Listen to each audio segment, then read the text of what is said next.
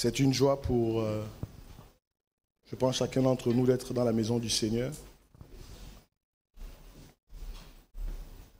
Je bénis Dieu pour tous les intervenants, les serviteurs, servantes de Dieu qui sont passés avant. Le pasteur Laurence qui nous a entretenus durant 2 sessions sur la question de la justice du royaume. Matthieu chapitre 6, verset 33 nous dit « Recherchez premièrement le royaume de Dieu et sa justice ». Un enseignement qui a bouleversé et nous bénissons le Seigneur pour cela. Cela nous aide beaucoup à poser aussi le cadre pour continuer à naviguer un peu pendant quelques jours encore sur le royaume de Dieu. Vous savez que le monde a perdu un éminent serviteur de Dieu, Myles Munroe, qui avait vraiment pour message profond le royaume. Si vous allez sur Internet, il ne parlait que de cela, du royaume de Dieu, du royaume de Dieu, du royaume de Dieu. Et ça a été une grande perte pour le corps de Christ à travers le monde.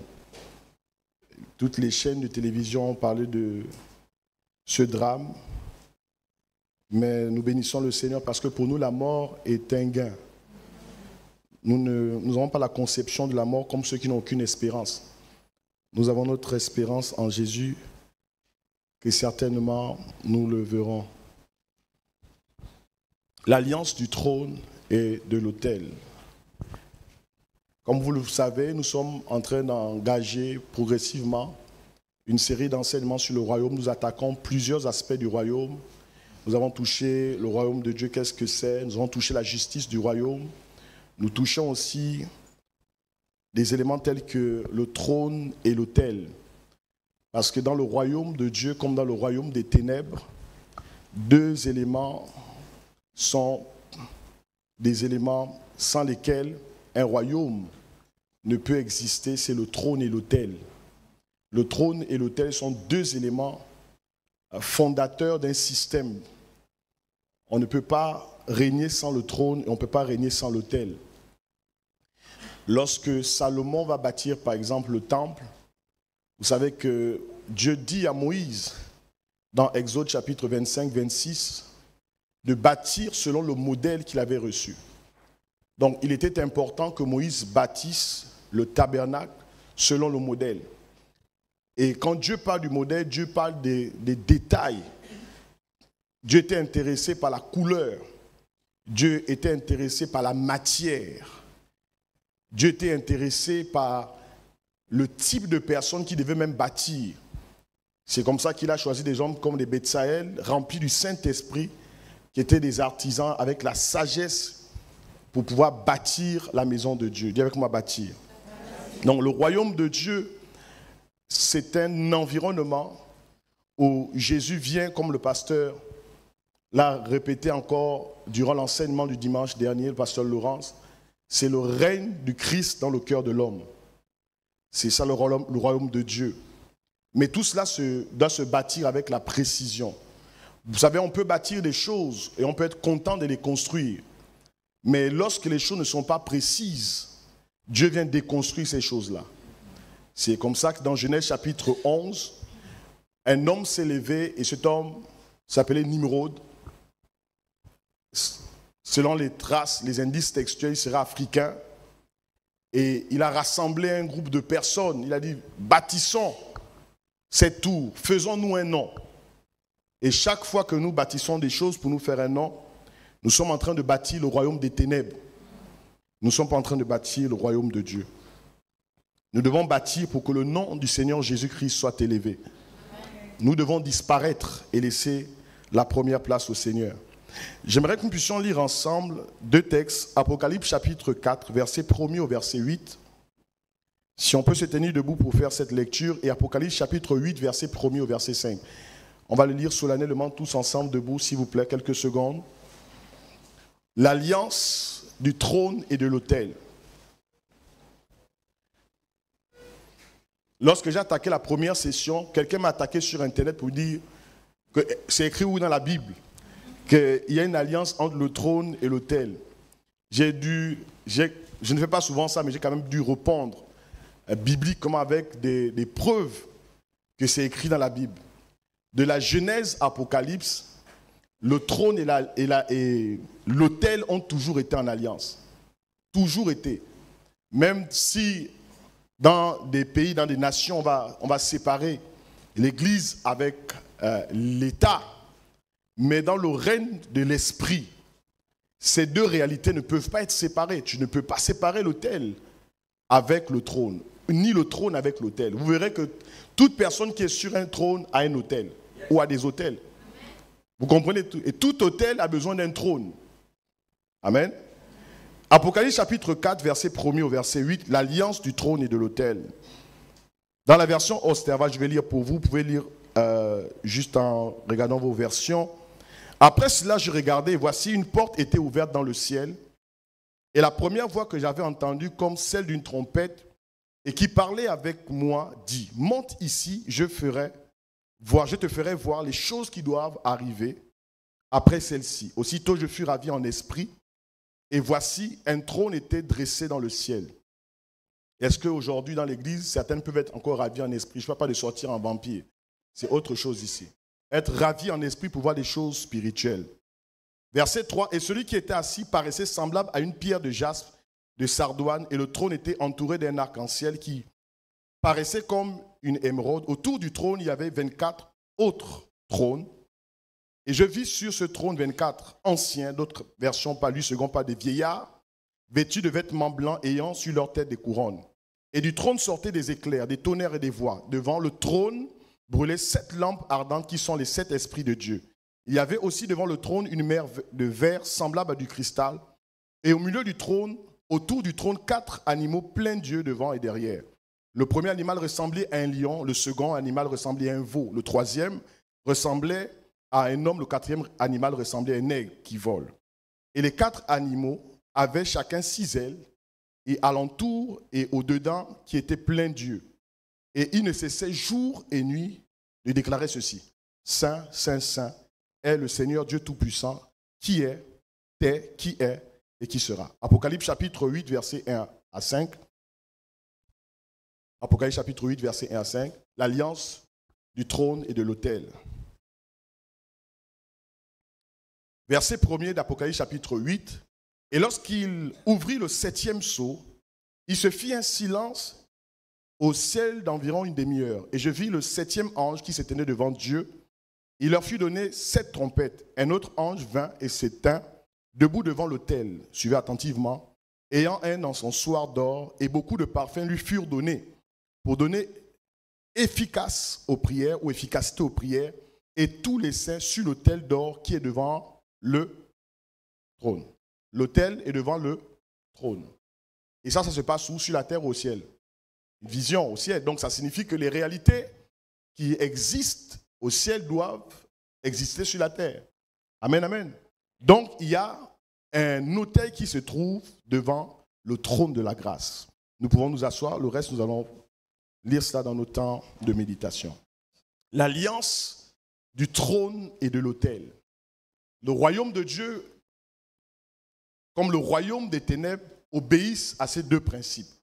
Le trône et l'autel, ou les autels et le trône. Vous savez, le monde a fonctionné de plusieurs manières. Il y a eu plusieurs modèles dans les systèmes du monde. Quand on fait un peu de l'histoire, on va se rendre compte, par exemple, qu'il y a eu, pendant un moment, le monde était très bipolaire. En ce sens que pendant la Seconde Guerre mondiale, nous avons eu une période qu'on appelle la guerre froide. Et on a eu 2 blocs. Soit on était du côté de l'Union soviétique, d'accord, ou on était du côté des États-Unis. Ensuite, nous avons eu la chute du rideau de fer, ou ce qu'on appelle le mur de Berlin en 1991. Là, le monde va découvrir une superpuissance appelée les États-Unis, qui devient extrêmement puissante. Et de plus en plus, nous avons l'émergence et des États-Unis, de la Russie et de la Chine, qui vont aussi compétir sur plusieurs terrains, économiques, nucléaires, financiers, tout ce que vous voulez. Au cours des derniers millénaires, nous avons vu des vastes empires, l'Égypte, la Syrie, Babylone, la Grèce, Rome, la Mongolie, la Grande-Bretagne, aller et venir. C'est-à-dire, c'est pourquoi Jésus dit, dans Matthieu chapitre 24, qu'une nation s'élèvera contre une autre S'élever ne signifie pas nécessairement faire la guerre. S'élever signifie aussi que les nations qui étaient pauvres il y a 50 ans en arrière deviendront riches aujourd'hui. C'est comme ça que vous voyez des pays comme les BRIC, le Brésil, la Russie, l'Inde et la Chine, qui étaient des pays extrêmement pauvres il y a quelques années avant la Seconde Guerre mondiale, deviennent des pays extrêmement puissants. Vous comprenez ici? Donc la Chine, par exemple, est une nation qui fait, vous voyez, si vous suivez un peu l'actualité, entre la guerre en ce qui concerne tout ce qui est les questions douanières et autres de fiscalité entre la Chine et les États-Unis. Donc il y a vraiment une grande bataille, dis-moi une grande bataille. Dis ça plus fort. Cependant, au milieu de cette grande guerre, le royaume de Dieu continue à se développer et progresser malgré les oppositions. C'est ça que la Bible nous dit, que malgré les oppositions, malgré que les nations s'élèvent les unes contre les autres, le royaume de Dieu avance. Et avec moi, le royaume de Dieu avance. Et le pasteur soulignait ça dans Matthieu chapitre 11, verset 12, que depuis le temps de Jean jusqu'à nos jours, le royaume de Dieu est forcé. Le mot ici, c'est biastes. Et ce sont les violents qui s'en emparent. Nous devons être violents. Dis à ton frère, sois violent. L'alliance de l'autel et du trône. Vous savez, dans le conflit, par exemple, qui oppose la Russie et l'Ukraine, les églises orthodoxes des deux pays ont béni les armées des différents pays pour aller faire la guerre à ces différents pays. Je suis en train de parler à quelqu'un. C'est-à-dire que l'armée ukrainienne a été bénie par l'église d'Ukraine et l'armée russe a été bénie par l'église de Russie pour aller faire la guerre. Donc, quand on parle de l'armée, on parle aussi quelque part qu'il n'y a pas d'armée sans un chef suprême des armées. Et le chef suprême des armées, c'est le chef de l'État. En d'autres termes, le trône est en alliance avec l'autel. Est-ce que vous savez, par exemple, que le Reich, celui qu'on appelle familièrement qui? Hitler. Est-ce que vous savez que Hitler a fait une coalition de 28 églises? Regardez dans vos recherches. Il a fait une coalition de 28 églises et ces églises ont travaillé avec lui pour éradiquer les Juifs. Vous savez que l'Église en Allemagne a contribué de manière significative à la destruction, à la tuerie, au génocide juif en Allemagne et dans plusieurs territoires occupés par les Allemands. Il y a une église qu'on appelait l'église du Reich, l'église d'Hitler, composée de 28 églises qui se sont levées, qui ont fait alliance avec le trône pour détruire une nation. Quand l'église ne comprend pas son rôle et son mandat dans la nation, parce que l'église peut être incarnée par l'autel. Si l'autel ne nourrit pas le trône devient un trône satanique. Et donc l'Église a contribué de manière significative. Si je ne suis pas en train de raconter l'histoire, faites des recherches, vous verrez. Dans le livre d'Apocalypse, qu'on ne lit pas souvent, parce que c'est beaucoup d'images, vous verrez qu'il y a 3 personnages décrits que Jean voit. Il voit 1, le faux prophète. Il voit 2, le dragon. Et il voit qui d'autre encore? 3 personnages. Le faux prophète. Qui d'autre? Le dragon. Et l'antéchrist. Vous verrez que cette coalition satanique répond généralement au principe de l'autel et du trône. Même Satan comprend des principes de l'autel et du trône. Nous, dans l'Église, nous ne comprenons pas quel est notre rôle devant le trône. Dis avec moi, devant le trône. L'autel a un rôle important devant le trône parce que l'autel va nourrir le trône. Soit l'autel nourrit le trône de telle sorte qu'elle influence le trône, soit l'autel va être nourri par des autels, le trône va être nourri par des autels sataniques. C'est pourquoi quand Jean voit, par exemple, dans Apocalypse chapitre 5, si vous faites la lecture, la Bible déclare que quand Jean voit dans une vision, il voit au milieu du trône un agneau immolé. Qu'est-ce qu'un agneau fait dans un trône? Ça signifie que ce qui permet de maintenir un trône, c'est l'autel. Tout chef, toute personne, homme, femme, peu importe, élevé en dignité ou pas, même vous qui êtes là ce matin, vous êtes influencé par un autel. Parce que nous sommes d'abord nous-mêmes des trônes dans le sens où Dieu vient régner sur le trône de nos cœurs. Je pense que le pasteur priait tout à l'heure par rapport à cela. La grande question est quel est l'autel qui influence le trône? Si Dieu doit régner dans nos vies, la grande question, où se trouve l'autel? Où se trouve l'autel? C'est comme ça qu'il y a des familles, des gens sont nés, n'ont pas demandé nécessairement à naître. Comme Gédéon, par exemple, qui est né dans une famille, qui est de la tribu de Manassé, il se retrouve être de la tribu de Manassé et de la famille la plus pauvre de cette tribu. Parce que simplement, il y a un autel qui parle dans sa famille. Et cet autel est bâti par son père. Avant de commencer à aller régler la question de la nation, Dieu dit, va régler la question de l'autel. Parce que si l'autel de la maison de ton père n'est pas renversé, tu ne peux pas renverser le système qui se trouve sur le trône d'Israël et qui martyrise jour et nuit Israël, les Madianites. Et Madian signifie belliqueux, problématique. Parfois nous avons des problèmes. Parfois certaines situations de nos vies, nous les réglons par l'autel. Nous voulons siéger. Nous voulons que Dieu donne des ouvertures et des grandes percées spirituelles. Mais très souvent, l'autel pose problème. Dis avec moi l'autel. Dis ça plus fort. Les royaumes de la terre ont toujours été régis par le système d'alliance entre les trônes et les autels. Cette réalité est à la base de tout principe divin, mais qui a été perverti par le diable. Satan, écoutez, quand on nous enseigne en théologie, et ce qui est enseigné est vrai, même quand nous faisons des cours bibliques d'affermissement, on nous parle du péché originel. C'est ça, non?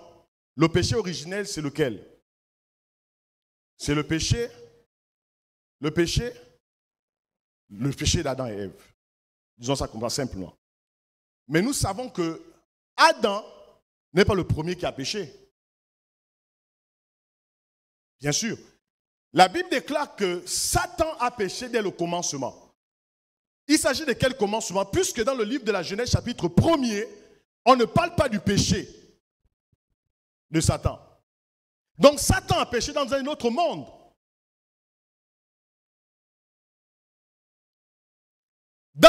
Écoutez très bien. C'est pourquoi on parle de création. Rappelez-vous, j'ai parlé de cela. Je parle de création. Si le monde, on sait que Dieu est un bon Dieu qui ne peut créer des choses informes et vides. Si dans Genèse chapitre 1er, verset 1 à 2, la Bible dit, au commencement Dieu créa les cieux et la terre était informe. En fait, la version hébraïque dit, la terre est devenue informe. Ça signifie qu'il y a quelqu'un qui est à l'origine de l'informité de la terre. Cette entité, c'est Satan. Et c'est le premier qui a péché. En fait, dans le système global, ce n'est pas Adam le premier qui a péché. Dans le système global, c'est Lucifer ou Satan qui a péché. D'ailleurs, l'apôtre Jean le dit. Il dit qu'il a péché dès le commencement. Est-ce que je suis en train de parler un peu? Maintenant, je vais vous provoquer ce matin. Jésus n'est pas simplement mort pour nos péchés. Jésus est aussi mort pour régler le problème de l'autre monde.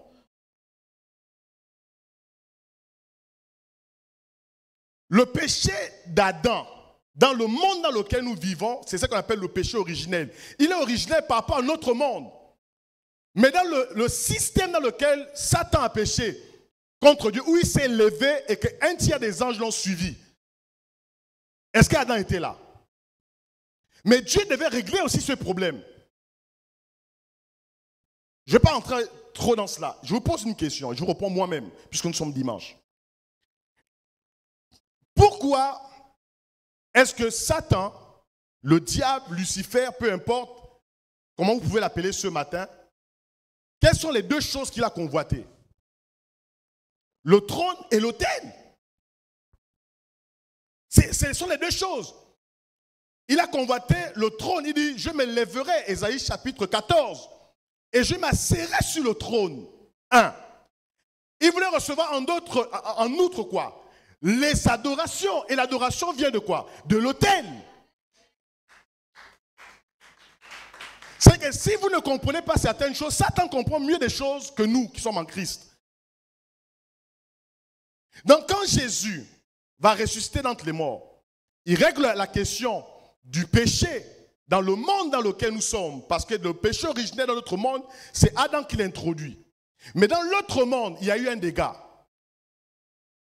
C'est pourquoi lorsque Jésus ressuscite, dans l'évangile de Jean, rappelez-vous que lorsque les femmes vont, selon les évangiles dans Jean, lorsque les femmes vont au tombeau, elles vont voir deux anges.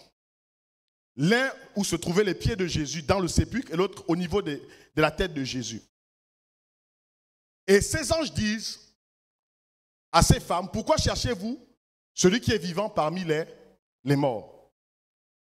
Mais Marie ne s'arrête pas là, de Magdala ne s'arrête pas là. Elle va parce qu'il y avait un jardin juste à poser au sépulcre de Jésus. Et quand elle arrive, elle trouve un homme habillé en blanc. Et pour elle, c'est un jardinier, parce que dans la culture hébraïque, les jardiniers s'habillaient de cette manière.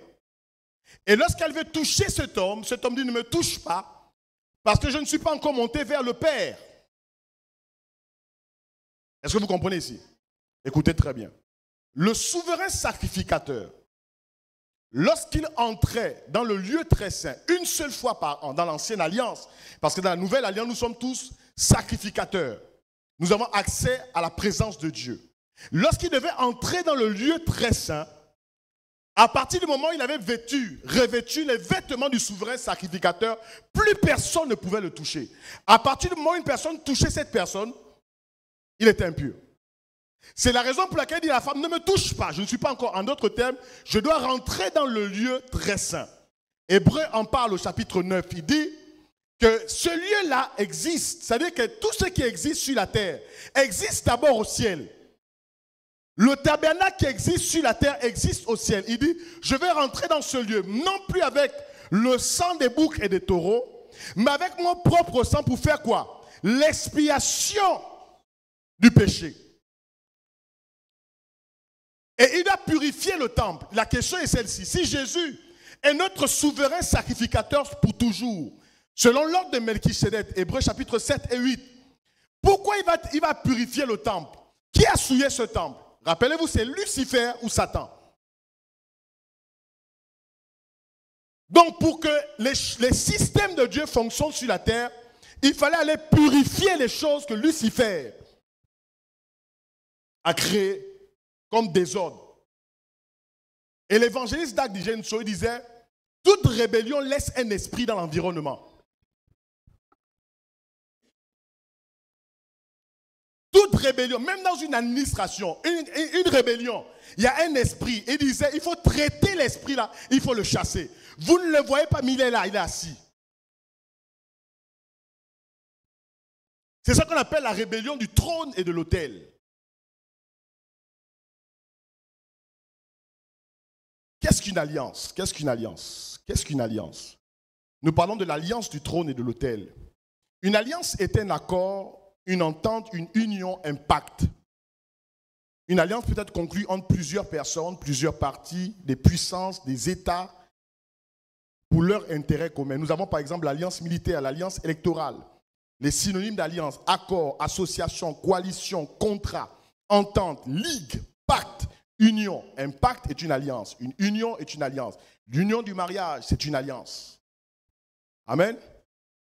C'est ça, ça signifie qu'il y a un mariage entre le trône et l'autel. Dis avec moi, il y a un mariage entre le trône et l'autel.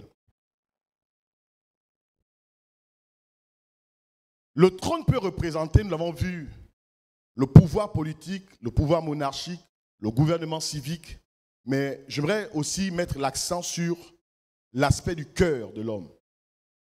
Vous comprenez? Parce que parfois on va regarder le trône comme étant des systèmes politiques, des gouvernements civiques, mais parfois on oublie que notre propre cœur est un trône sur lequel Dieu veut régner. Amen. Dieu veut régner, dis à ton frère, Dieu veut régner dans ton cœur. L'autel, ça lui peut se représenter comme le pouvoir religieux. Ça peut représenter également l'Église. Ça peut représenter également la plateforme de prière. Le lieu du sacrifice, c'est cela qu'on appelle l'autel. Dis avec moi l'alliance de l'autel et du trône.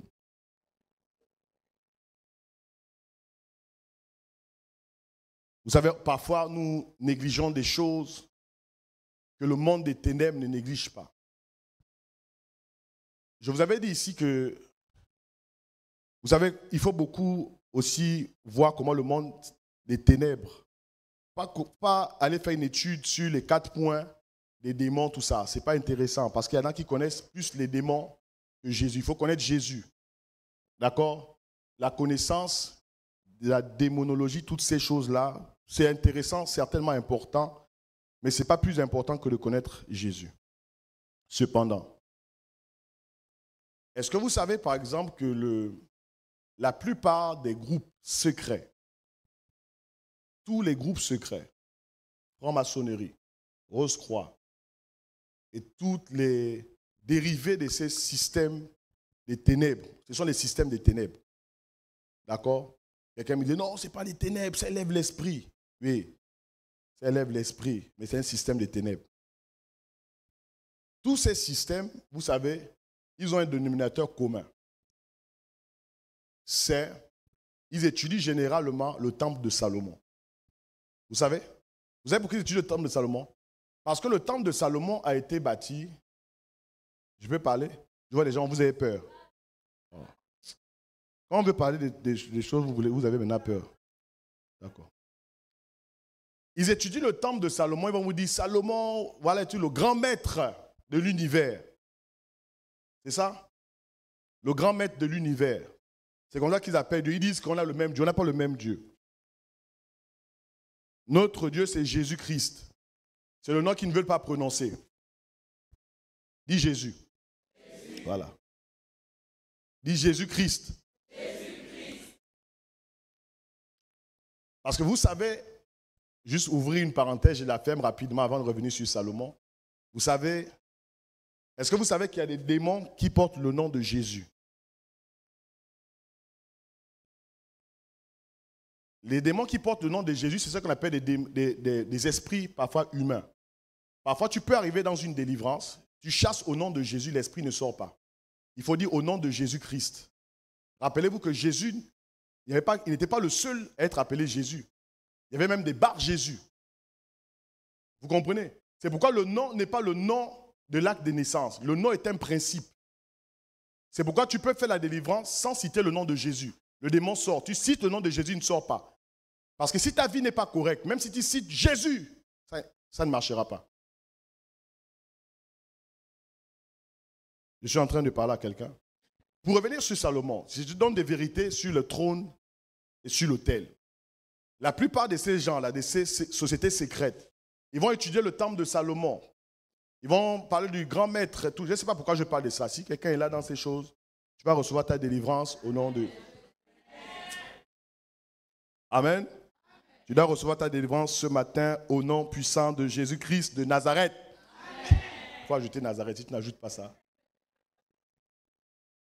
Ils vont étudier ça parce que Salomon, fils de David, lorsqu'il bâtit le temple, il va connecter le temple avec sa maison, son trône. Donc, depuis la maison de Salomon, il pouvait aller à la prière. Donc, Salomon a compris le principe de quoi? Du trône et de l'autel. Vous comprenez ici? Dis avec moi le trône et l'autel. C'est parfois nous qui ne comprenons pas, nous ne faisons pas attention aux principes spirituels. Pour ceux qui ont, dans votre vie passée, ou peut-être dans votre vie présente, qui sera passée dans quelques minutes, quelques heures, lorsque vous allez rencontrer, par exemple, un ganga, comme on appelle, un ganga, ce n'est pas toujours péjoratif parce que ça signifie guérisseur, ça dépend. Parce que l'Église, il faut faire attention à la question de la tradition. Toute dimension traditionnelle n'est pas mauvaise. Je peux pouvoir me soigner avec une plante, ça ne signifie pas que je suis sataniste. Mais à partir du moment où derrière la plante, il y a toute une opération satanique, des prononciations des esprits, des eaux, des sirènes et toutes ces choses-là, là, ça devient problématique. C'est là où maintenant il y a une démarcation entre ce qui est tradition acceptable par l'Église et ce qui est une tradition non acceptable par la parole de Dieu. Vous comprenez ici? Constatez ceci, chaque fois, si quelqu'un l'a déjà fait, même si tu as suivi dans un film ou dans un livre, toute personne qui bâtit une alliance, on va exiger un autel. Vous savez ça? Je veux une augmentation, je veux une promotion. Le gars qui te fait ça, il va te faire quoi? Il va exiger quoi? Il va exiger quoi? Que l'autel soit bâti. Parfois, vous avancez dans votre vie. Vous avez conscience du trône sur lequel vous êtes assis. Mais vous avez oublié l'autel que vous avez bâti. Et cet autel doit se nourrir.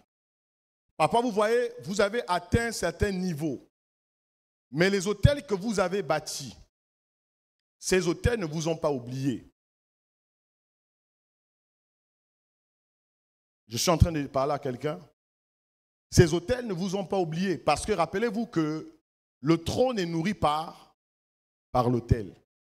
Et ces autels vont parler contre ta vie, contre ta famille, contre tes enfants, contre tes finances et parfois contre la nation. Parce qu'il y a des nations qui ont bâti des autels. Et si l'Église ne s'élève pas comme le principe de l'autel qui va reconfigurer le trône, nous laissons l'espace à d'autres autels qui parlent sur le trône. Amen. Est-ce que Dieu est en train de parler à quelqu'un? Lévitique chapitre 18, verset 21 dit ceci. Tu ne livreras aucun de tes enfants pour le faire passer à Moloch. Dans d'autres versions, pas de Molech. Et tu ne profaneras point le nom de ton Dieu, je suis l'Éternel. Par exemple, une nation, dans ce texte de Lévitique chapitre 18, verset 21, une nation, par exemple, qui légifère et qui vote, par exemple, le droit à l'avortement. En réalité, c'est un autel. C'est un autel de mort, c'est un autel de Moloch. Et si je suis en train de parler à quelqu'un, l'Église doit s'élever. C'est pourquoi la bataille ne se passe pas dans les salles. Ici, c'est une carrière. La bataille se passe au-delà de ce que nous sommes en train de faire ce matin. Amen. La bataille se passe au-delà. Vous verrez dans toute la Bible l'alliance du trône et de l'autel. Dieu lui-même en parle. Dieu lui-même est, on va dire, l'initiateur des principes de l'autel et du trône.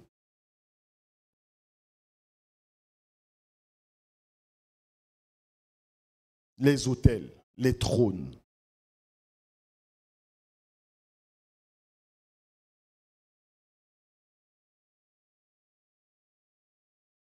Dans le livre d'Apocalypse, chapitre 5, on nous parle des 24 vieillards et des 4 êtres vivants. Est-ce que vous savez, par exemple, que les 4 êtres vivants, ce ne sont pas en réalité des créatures au sens mystique, comme on peut le penser. Les 4 êtres vivants, en fait, ce sont les prémices de ceux qui sont ressuscités. En fait, c'est la représentation d'Israël. Et les 24 vieillards, c'est la représentation du système de la nouvelle alliance. Et ces 4 êtres vivants et ces 24 vieillards crient ceci: Saint, Saint, Saint, et l'Éternel dans toute la terre remplie de sa gloire, lui qui nous a rachetés de nos péchés. Est-ce que Dieu a racheté les anges? Dieu rachète qui? Les hommes. Donc, dans le trône, il y a une activité. Dis comment une activité. Dis ça plus fort. Et nous devons comprendre l'activité de l'autel dans le trône. Quel est le rôle de l'Église dans le trône? Quel est ton rôle dans ta famille? Quel est ton rôle dans ton foyer? Nous aurons une conférence des hommes certainement dans quelques jours. Et ce qu'il faut dire en ce qui concerne la famille gabonaise, c'est que la famille gabonaise souffre du phénomène des familles monoparentales. Oui. C'est un autel en réalité qui parle contre la nation. On s'amuse, mais c'est un autel qui parle contre la nation. On peut expliquer le phénomène du point de vue sociologique et de différentes manières, mais c'est un hôtel qui parle.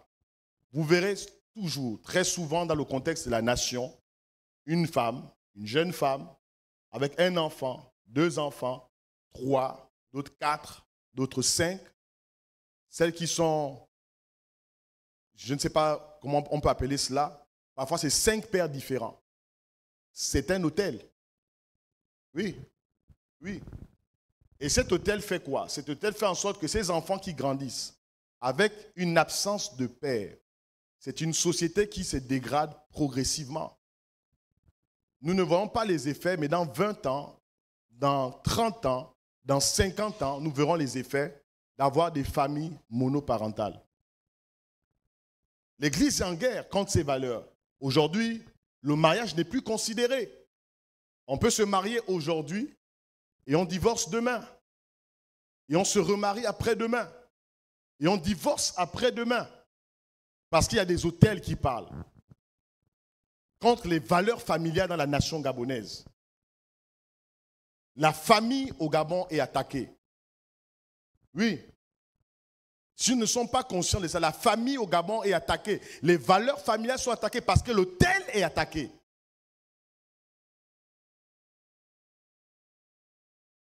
L'hôtel est attaqué. Dans d'autres nations, ce type de phénomène, je n'ai pas dit que ça n'existe pas. Pour une population de 2,5 millions, le nombre de jeunes femmes élevant des enfants seuls, je ne sais pas, je n'ai pas le pourcentage. Chaque fois que tu rencontres une jeune femme, elle a un enfant et le père est parti. Oui. Elle a un enfant, le père est parti. Elle a 2 enfants, le père est parti. Elle a 3 enfants, les pères sont partis. Oui. Et parfois, le monsieur, il est là, il prie même, il élève la voix quelque part. Il se met à genoux quelque part. Il a abandonné 3 enfants. Parfois, c'est un homme de Dieu, en griffe. L'autel et le trône.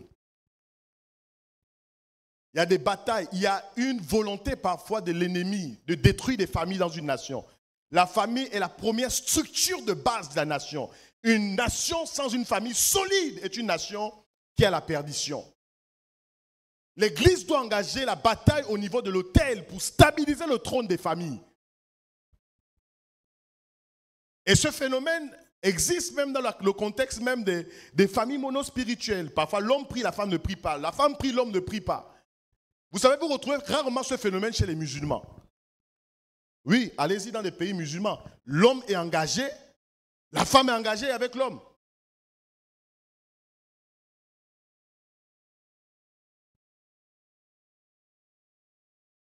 Parfois, c'est les enfants qui ne sont pas engagés dans la foi.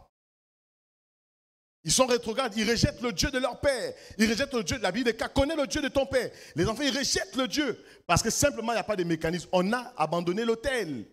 Et d'autres autels sont là, ils nourrissent les trônes.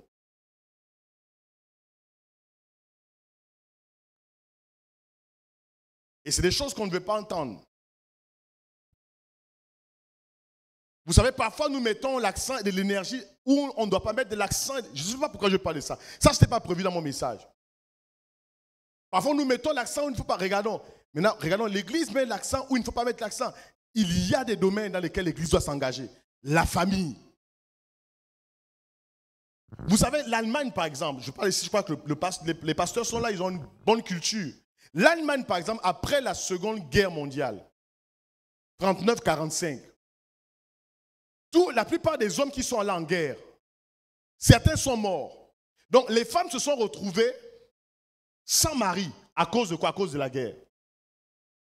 Mais ce qu'ils ont bâti à un moment donné, après la Seconde Guerre mondiale, ils ont commencé à bâtir des systèmes de famille. C'est pourquoi en Allemagne, vous trouverez que la plupart des entreprises allemandes, c'est des entreprises familiales. Elle est devenue puissante. Une nation qui a connu la Seconde Guerre mondiale. Les dégâts, regardez comment elle est aujourd'hui. Parce qu'ils ont misé sur la famille. Ils ont compris que miser sur l'autel de la famille, c'est stabiliser le trône. Oui. On détruit la famille, on déstabilise les choses dans la nation.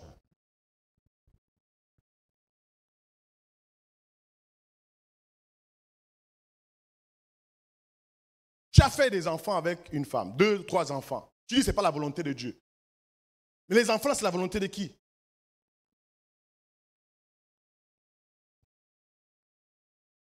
Pasteur Cyril, quelqu'un fait des enfants, 2 ou 3 enfants. C'est au 4e enfant que tu te rends compte que ce n'est pas la volonté de Dieu. Comment on peut avoir fait jusqu'à 4 enfants, 5 enfants, et se rendre compte que c'est au 5e enfant que ce n'est pas la volonté de Dieu? Comment vous avez, dis à ton voisin, comment vous avez fait ça?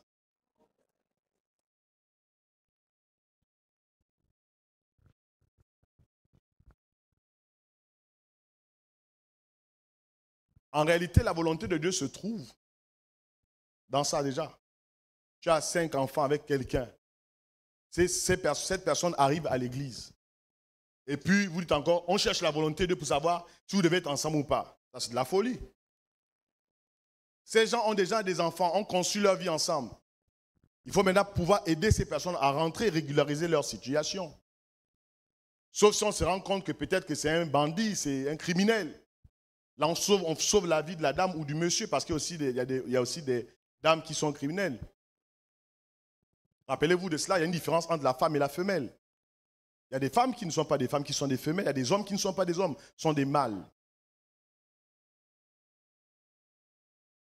Un homme qui tape sur un homme n'aime pas l'autre. Un homme qui se lève, qui lève son bras, gifle une femme. Tu es un mâle.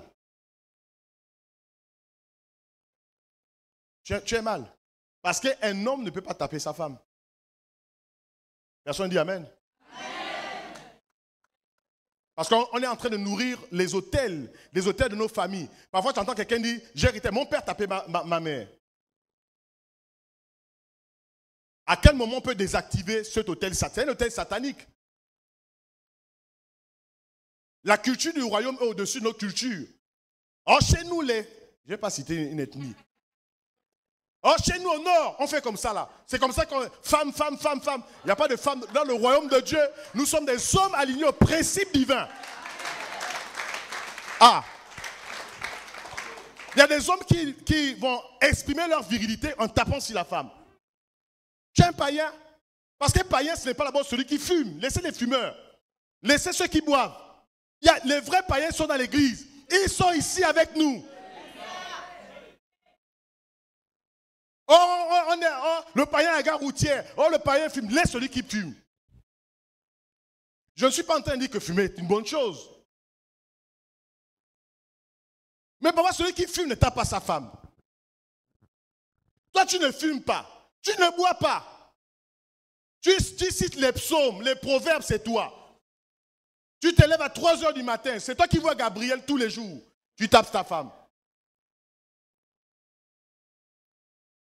L'alliance du trône et de l'autel. Il faut rebâtir ça dans nos familles. Dans ton esprit même, une pensée de taper sur ta femme ne peut pas se lever. Parce que, vous savez, il y a ce qu'on appelle des intentions consommées pour Dieu. Pourquoi Jésus dit, si tu regardes une femme pour la convoiter, tu as commis l'adultère.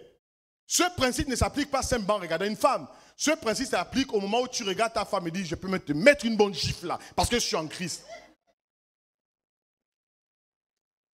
C'est l'intention, elle est consommée. Preuve à l'appui. Lorsque Jésus est dans le jardin de Gethsémane, 2 volontés se présentent à lui. La volonté d'obéir à son père ou la volonté de rejeter. Il dit à son père, non pas ma volonté, mais que ta volonté s'accomplit. À partir de ce moment précis, c'est une volonté qui est consommée. Le père estime que le fils a accepté. Je ne sais même pourquoi je parle de ça. Quand un homme cherche une femme, il est prêt à aller prendre la lune, les étoiles, le soleil, c'est lui, prendre la fusée. Il est prêt à acheter une voiture. Il est prêt à faire toutes ces choses. Je suis en train de toucher quelqu'un apparemment ce matin.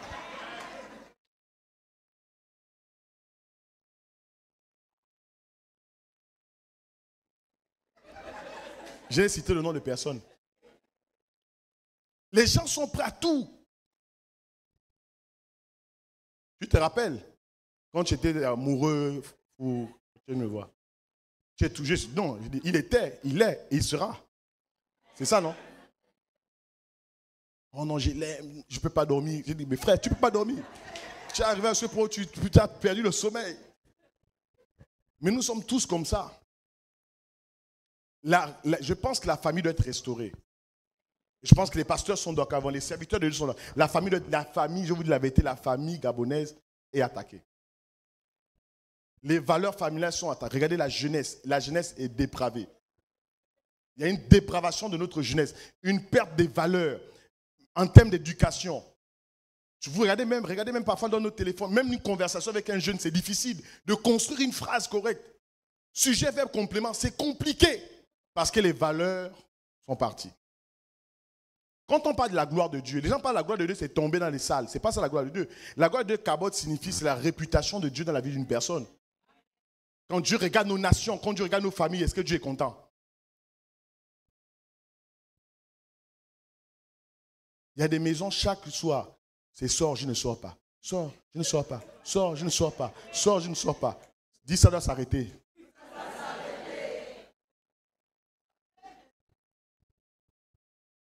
Sors, je ne sors pas. Sors, je ne sors pas. C'est fini aujourd'hui. C'est fini, c'est fini.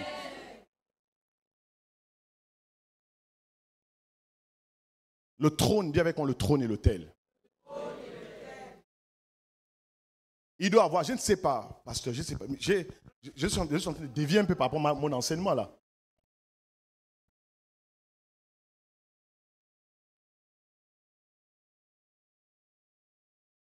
J'ai épousé une femme. Devant Dieu, devant les hommes. Parfois, je dis, les finances que nous mettons pour les mariages, si on peut mettre ça pour prier, on dépense énormément d'argent. En Europe, les gens se marient bien.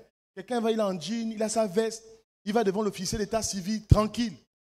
Au Gabon, on dépense des millions, des millions, des millions. On veut faire des mariages à la Cendrillon, mais on n'est pas capable d'engager la même énergie qu'on a eue pour trouver cet argent pour épouser la femme, pour construire sa famille. Un mariage, ça se bâtit. Avec les robes de soirée, tout ça, c'est bien. Mais ce n'est pas la robe de soirée qui bâtit un mariage.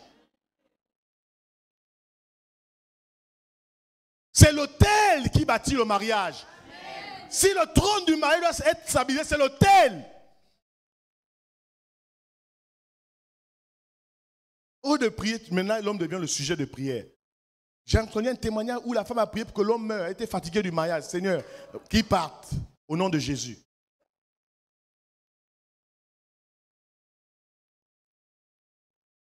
C'est parce que nos nations ne sont pas peut-être encore avancées, ça va arriver. Il y a des quartiers, il y a même des bagarres, on ne peut pas, c'est d'abord des Akébé, tout ça. Tu vas aller faire comment là-bas? Même si tu appelles la police, on va aller comment là-bas à Rio, dedans. Qu'est-ce que tu vas aller faire là-bas? Mais si on recensait les crises de couple, les crises conjugales, les gens sont morts, on tue, mais on empoisonne même. Parfois, quelqu'un dit la femme est morte. Elle n'est pas morte naturellement. Le gars, il ne voulait plus de la dame. Il a empoisonné. Parce que les valeurs familiales, la plupart des jeunes, je me rappelle, quand on était plus jeune, quand on trouvait un bandit dans une maison, c'était comme le pasteur Cyril, comme ça. Aujourd'hui, les bandits, 14 ans, ils rentrent dans une maison. C'est-à-dire que le banditisme a rajeuni. Le banditisme était vieux à l'époque, il a rajeuni le banditisme. Mais ça montre qu'il y a une crise des valeurs. C'est les petits de 12 ans. Tu as été braqué. Il avait été braqué.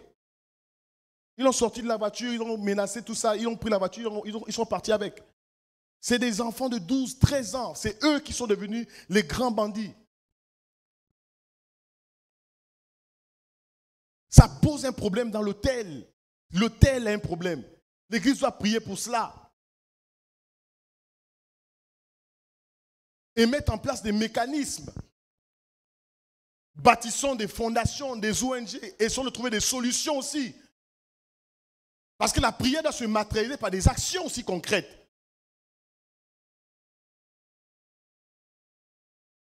Les valeurs familiales. Allez-y vous asseoir juste au palais de justice. Vous vous asseyez là. On va dire quasiment 90% des problèmes qu'on règle, c'est des problèmes conjugaux. Ils se sont séparés, se sont séparés, se sont séparés, se sont séparés, se sont séparés, se sont séparés. Les valeurs familiales ont disparu. Parce que l'autel pose problème.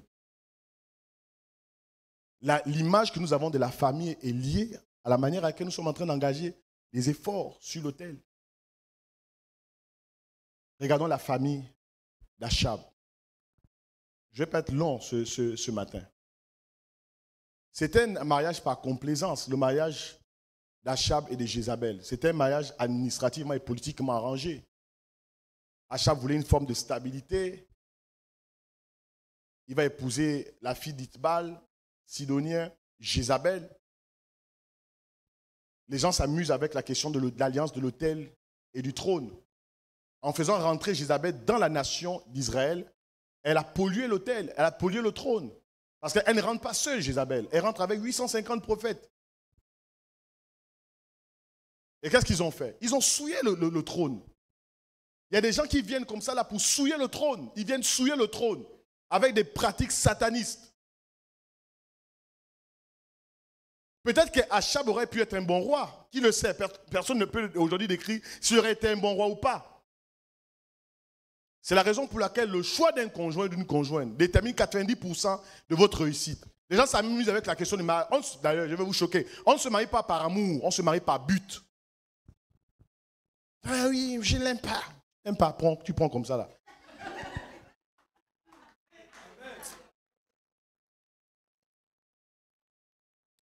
Écoutez. Non, ce que je suis en train de dire est très sérieux. Je ne suis pas en train de dire que vous ne devez pas aimer celle que vous épousez. Mais je pense, écoutez très bien, quand Adam a vu sa femme, pourquoi il n'a pas dit voici celle qui est chair de ma chair et os de mes os? Pourquoi il a commencé à dire celle qui est os de mes os et chair de ma chair?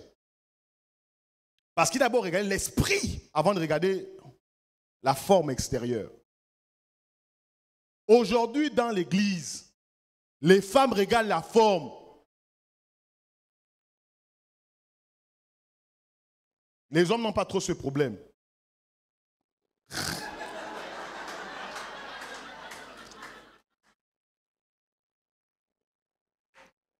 Parce qu'il faut qu'on organise un séminaire sur le mariage ici. Là. On va parler un peu ici. C'est juste pour vous taquiner un peu.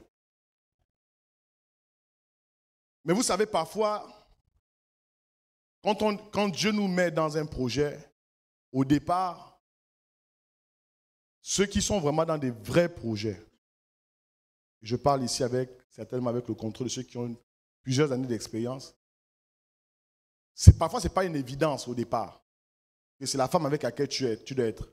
Parfois, tu vois les gens dans l'église, c'est elle. Je sais que c'est elle. Le Seigneur ne me trompe jamais. Le Seigneur ne te trompe jamais. Si le Seigneur ne te trompe jamais, mais tu es avec elle aujourd'hui, non? Vous comprenez ce que je suis en train de dire? On ne se marie pas par amour. L'amour est un pilier du mariage. C'est comme si tu achètes un véhicule. Quand on achète un véhicule, est-ce qu'on achète le véhicule pour le carburant? On achète le véhicule pourquoi?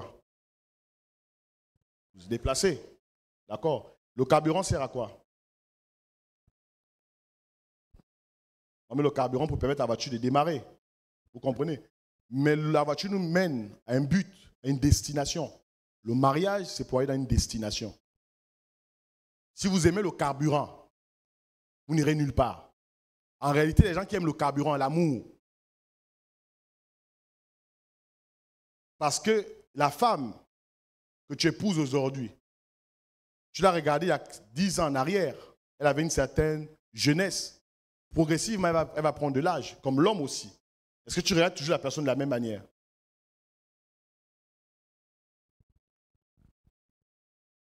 Vous comprenez? C'est qui était le soleil de ta vie.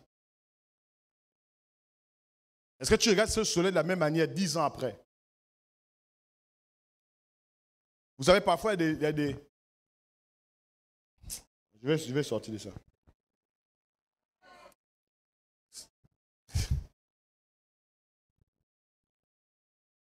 Je pense que j'ai touché quand même un aspect très important. Et l'Église doit comprendre ces principes liés au trône et à l'autel. Tu régales ta femme. Là, quand je vois le pasteur Cyril, le pasteur Laurent, quand ils se regardent en amour, ils disent, ah, vraiment, Seigneur. C'est ça. Vous voyez, après plusieurs années, l'amour ne doit pas arrêter. Quand plus le temps passe, plus tu dois encore aimer ta femme. Plus. Tu dois aimer ta femme plus que le premier jour. C'est ça. L'amour, c'est comme bâtir une maison. On commence des fondations. On monte au fur et à mesure. Si tu ne bâtis pas, tu n'auras pas un mariage stable. Tu dois bâtir. Dis à ton voisin, tu dois bâtir. Je ne serai pas long. Je vais prendre. Je pose une question. Je prends encore 15 minutes, je vais arrêter. La question que j'aimerais poser, c'est le modèle de l'autel et de l'alliance. Quel type de modèle? Pour un autel qui est en alliance avec un trône, ou un trône qui est en alliance avec un autel. Quel type de modèle? Je vais parler de deux modèles. Le modèle satanique de l'alliance du trône et de l'autel et le modèle divin. Je ne pense pas que je toucherai le modèle divin aujourd'hui. Je vais juste parler du modèle satanique de l'alliance entre l'autel et le trône. Et peut-être à travers cela, même si on parle des sphères gouvernementales et autres, tu pourras te retrouver sur ce modèle et commencer à travailler pour sortir de ce modèle. Amen. Les Écritures nous enseignent, je prends encore une quinzaine de minutes et je vais arrêter cet enseignement. Je pense que Dieu a parlé, je pense que le Saint-Esprit nous a parlé ce matin sur les familles. Pasteur Cyril, pasteur, il faut qu'on organise un séminaire sur la famille. Il faut qu'on parle aux familles. Il faut qu'on parle aux couples. Il faut qu'on parle aux personnes mariées. Il faut qu'on parle à celles qui aspirent au mariage. Le mariage, ce n'est pas un jeu.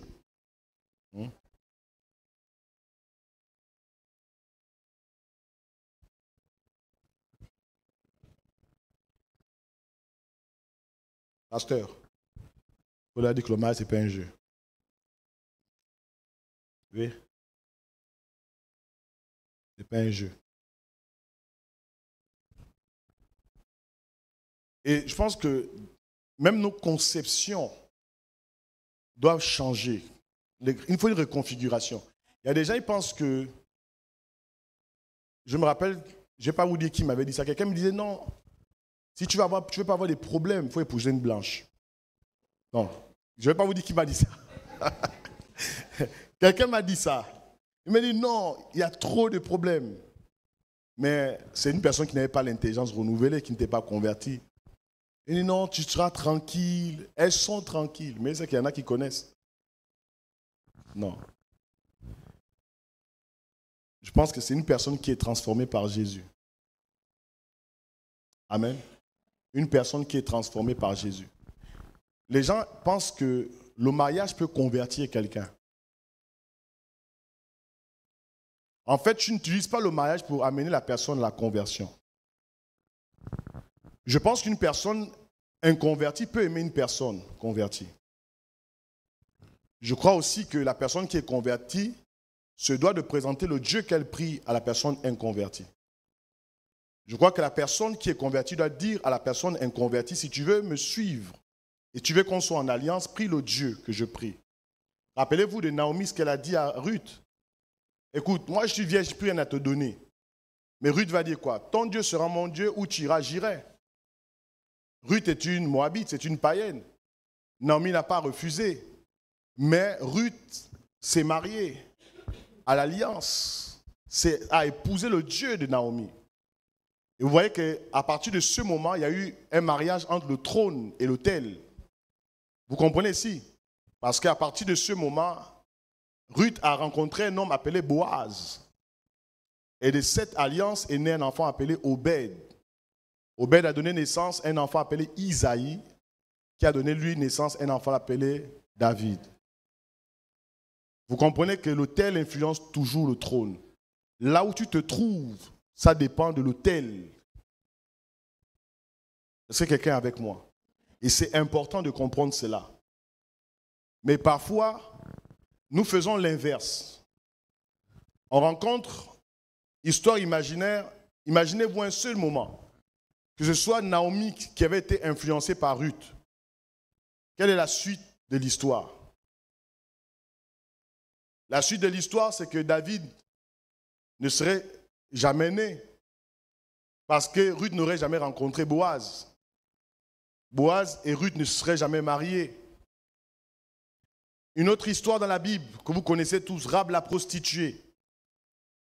Lorsque Israël arrive dans le territoire de Jéricho et que Jéricho est renversé, cette femme qui était prostituée décide de s'attacher au Dieu de Josué. Et elle finit par épouser également un homme d'alliance. Vous comprenez toujours que l'autel est attaché au trône. Mais le problème qui se passe aujourd'hui dans l'église, c'est que ce sont les Naomi qui suivent les Ruth et non les Ruth qui suivent les Naomi. Je suis en train de parler à quelqu'un. Si tu es en train de suivre Ruth, au lieu que ce soit Ruth qui te suive, laisse-moi te dire que tu donneras naissance à un Goliath. Vous savez la triste histoire, et vous le savez pour certains. Naomi avait deux belles filles, Ruth et Orpa. Orpa fait le choix d'aller et de s'attacher à sa belle-mère, Naomi qui était devenue veuve.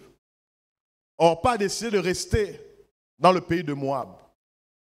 Plusieurs années après, Ruth épouse Boaz et donne naissance à Obed qui donne naissance à Isaïe qui donne naissance à David. Orpa, quant à elle, elle est l'ancêtre de Goliath. Vous voyez que les choix que vous faites aujourd'hui donneront naissance soit à des David, soit à des Goliath.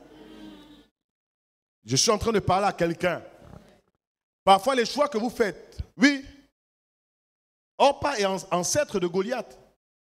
Voici deux sœurs. Et vous savez qu'elles étaient sœurs? Oui, elles étaient sœurs, de sang.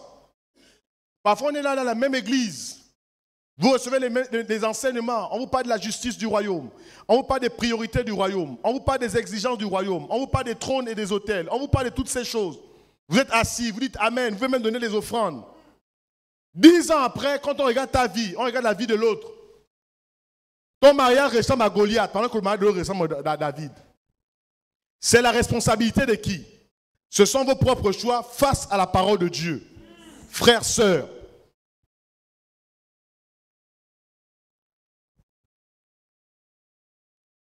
J'aimerais terminer en disant ceci. Je vais terminer cet enseignement la semaine prochaine. J'aimerais terminer en disant ceci.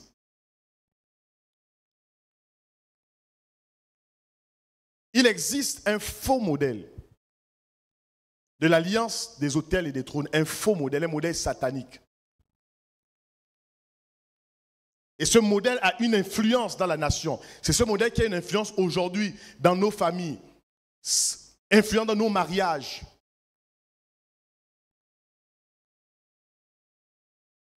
Et vous voyez que parfois, je crois que le pasteur avait enseigné sur cela, le pasteur Cyril, où les péchés des pères ne retombent pas sur les fils. Rappelez-vous de cela. Mais souvent, nous allons vers les péchés de nos pères. C'est nous-mêmes. Nous allons vers ces péchés. En tout cas, moi, dans ma famille, les femmes ne parlent pas comme ça. Tu es en train de repartir vers le péché de ta mère ou de ton père.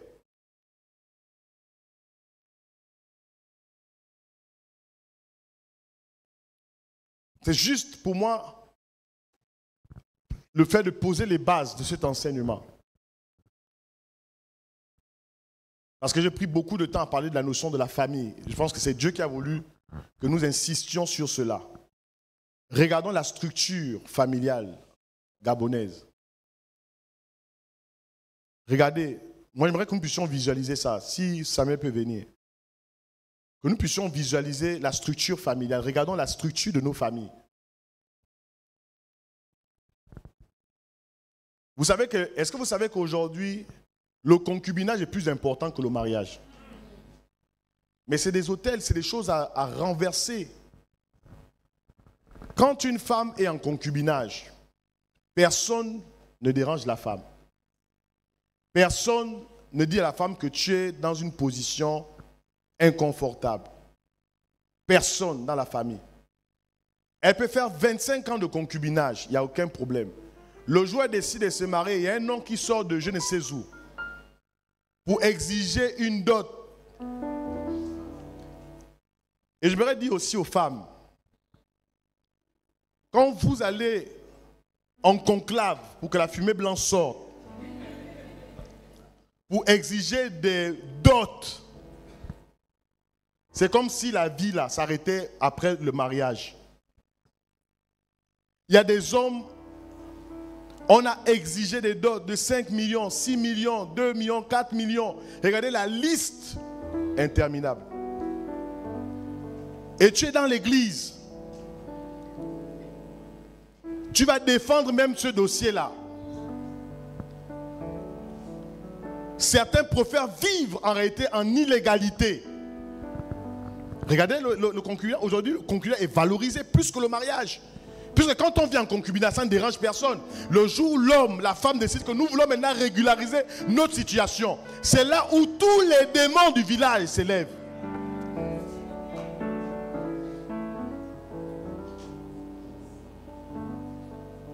C'est pourquoi nous devons prier, Thierry, pour le mariage. Prier pour les familles dans la nation gabonaise.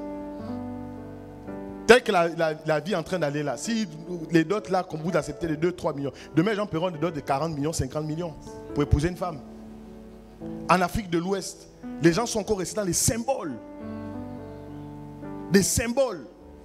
C'est comme si on achetait la femme.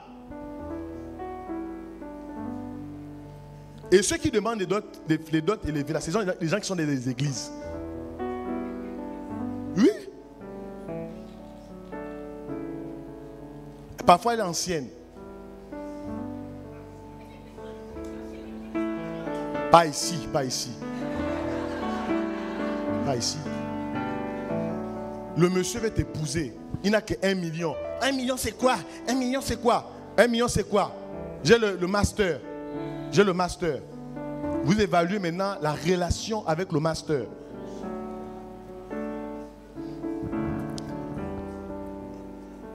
Je termine en disant ceci. Je disais, en ce qui concerne ma fille, personne ne réclamera quoi que ce soit. Jamais. Je n'ai pas besoin de dot. J'ai juste besoin que l'homme qui épousera ma fille honore ma fille.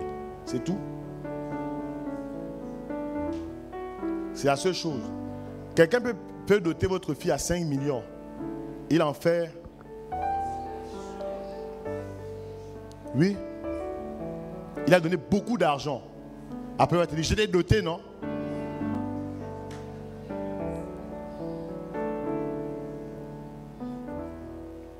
Est-ce que Dieu parle à son église ce matin? Donc les sœurs, si quelqu'un veut vous épouser, même s'il a 200 000, vous l'entendez, non?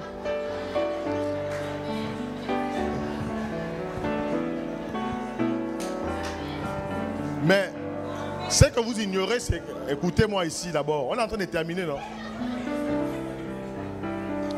Mais ça montre que... Suivez d'abord ici. Vous avez les sujets là, les gens sont très intéressés. Il faut faire une conférence ou un séminaire sur la famille.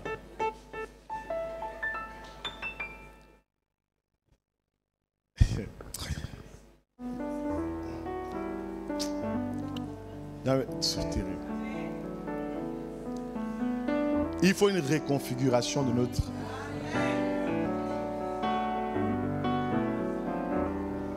Mais on peut honorer un père, on peut honorer la mère autrement que par les grosses dots.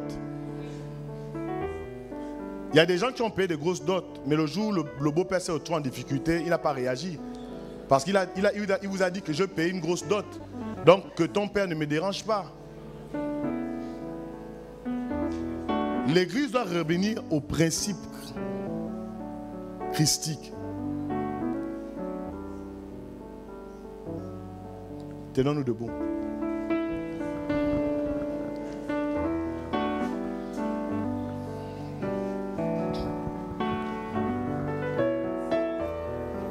Je vais dire que j'ai introduit cet enseignement. Nous toucherons le modèle de jézabélique et ensuite le modèle divin. Parce qu'il faut qu'on fasse un séminaire sur la famille. Il faut qu'on aborde clairement certaines thématiques. C'est important. Et ce n'est pas uniquement lié même à l'église. C'est une mentalité gabonaise. C'est vraiment un truc. Il y a des gens qui préfèrent rester en concubinage parce qu'on exige une dot de 2 millions. C'est-à-dire qu'il ne peut pas aller se marier, faire quelque chose de simple. J'ai entendu quelqu'un dire qu'il faut que sa veste revienne des États-Unis. Veste des États-Unis pour se marier. Si ça ne revient pas des États-Unis, il ne se marie pas. Non, l'Occident a dépassé les mentalités africaines. Les gens se marient. On vient là comme ça, tu te maries, tu vas en jean, tu te maries. Tu te maries. Nous allons élever la voix, nous allons prier, nous allons chanter ce chant. Nous terminons. Vous avez besoin que Jésus vienne régner sur le trône de vos cœurs. Si vous demandez des dots élevés, vous avez besoin que Jésus vienne régner sur le trône de vos cœurs. Si vous tapez encore sur votre femme, votre fiancée, vous avez besoin que Jésus vienne régner sur le trône de vos cœurs. Si la structure familiale est encore dans la crise, alors nous allons élever la voix et nous allons prier dans le nom de Jésus. Tu peux commencer à élever la voix dans le nom de Jésus. Shada brababa, raba shada daba, sada libro sota braba, shada rababa. Tu peux commencer à élever la voix dans le nom de Jésus. Dans le nom de Jésus. Nous t'avons fait trône. Nous t'avons fait trône. Père, viens et siège devant notre Seigneur Dieu. Et nous t'élisons. T'avons fait trône. Père, viens et siège demeure notre Seigneur Dieu. Et nous t'élisons. T'avons fait trône. Père, viens et siège demeure notre Seigneur Dieu. Et nous tes disciples. Je vais appeler ici tous ceux qui ont une crise familiale. Je ne vais pas dire forcément un nom particulier, un aspect particulier de la crise. On va rapidement prier avec les serviteurs de Dieu en 5 minutes. Nous allons le faire, nous allons terminer. Si une personne, tu es là, tu ressens au fond de toi qu'il y a une crise familiale. La crise familiale peut avoir plusieurs aspects. Tu peux t'approcher très rapidement, nous allons le faire rapidement. Rapidement, tu peux t'avancer, nous allons prier. Si les aspects qui ont été communiqués, nous avons introduits, tu peux t'approcher. Tu ressens qu'il y a une profonde crise familiale. Approche-toi. J'aimerais que tout le monde regarde ici, nous fermons nos yeux. Ce n'est pas un spectacle. Dieu a parlé ce matin et nous voulons prier pour les personnes. Merci au pasteur, merci aux serviteurs de Dieu de pouvoir aider. Nous allons juste vous tourner comme ça rapidement. Nous allons prier. Pasteur, vous pouvez